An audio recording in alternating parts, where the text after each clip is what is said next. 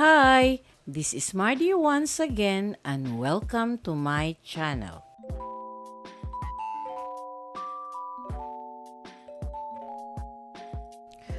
Christine Karen Lising Davila Santa Ana, known professionally as Karen Davila, is a prominent Filipino journalist, broadcaster, and advocate. Born on November 21, 1970, she has made significant contributions to Philippine media, establishing herself as one of the country's most respected figures in journalism. Throughout her career, Karen has anchored and hosted numerous programs including Bandila, May Puhunan, Kaya Mo, and TV Patrol.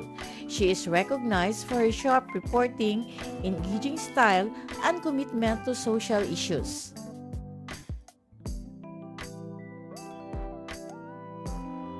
If you are new to my YouTube channel, please don't forget to like, comment, and subscribe. At para updated kayo sa mga susunod kong videos, please click the bell notification below.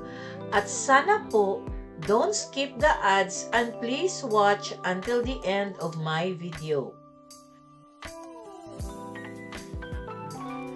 Si Karen Davila ay pinanganak sa Maynila at nagtapos ng kanyang sekundaryang edukasyon sa Kolehiyo San Agustin, Makati, where she was classmates with well-known personalities like Chris Aquino and Pinky Webb.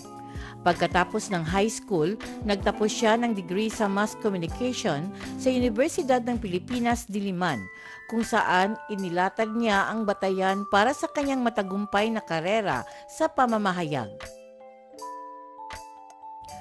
Karen's career in broadcasting began shortly after graduation. She gained recognition as an anchor and host of various news and public affairs programs.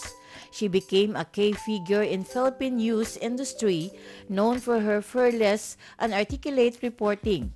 Her notable programs, including Bandila, TV Patrol, and May Puhunan, Kaya Mo, have earned her a loyal following among Filipino viewers.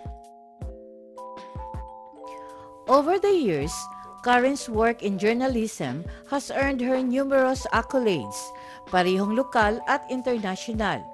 Among her awards are recognition from the prestigious New York Festival and the 10 Outstanding Young Men Award for Broadcast Journalism in 2008. Nakaipon siya ng higit sa 20 mga parangal mula sa iba't ibang mga organisasyong profesional at media. Bilang pagkilala sa kanyang natatanging kontribusyon sa media, pinarangalan siya ng Senado ng Pilipinas bilang isa sa outstanding women in the nation's service. In 2015, Karen was named 60th Woman Alive by Esquire magazine, a testament to her combination of beauty, brains, and charisma. This recognition added to her status as a media icon in the Philippines.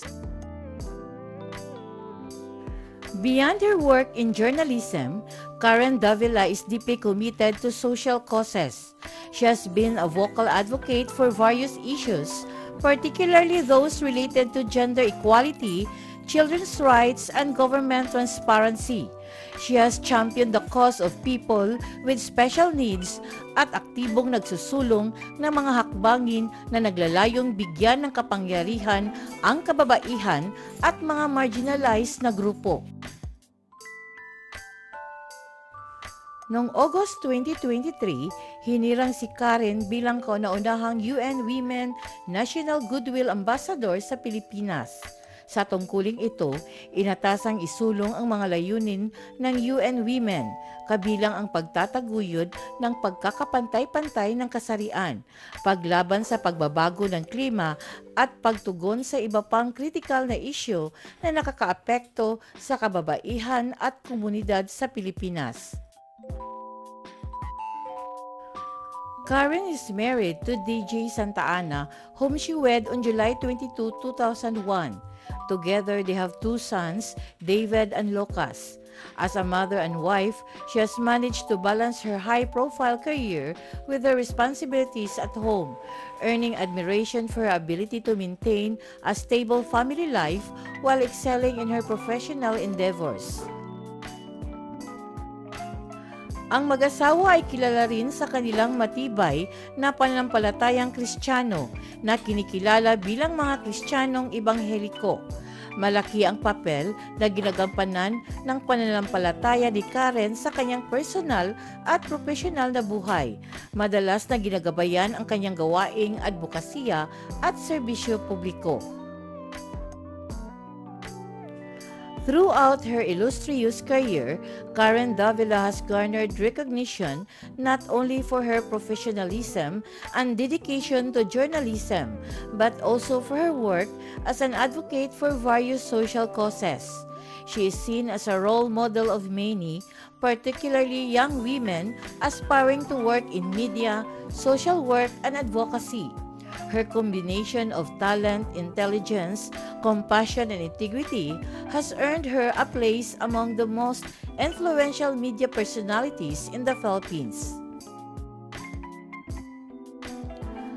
Karen continues to be a trusted figure in Philippine journalism, and her work both on-screen and off-screen leaves a lasting impact on the media industry and society as a whole.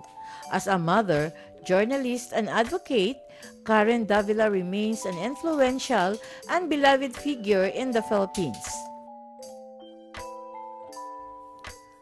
Thank you very much for watching. And according to Thomas Edison, opportunity is missed by most people because it is dressed in overalls and looks like work.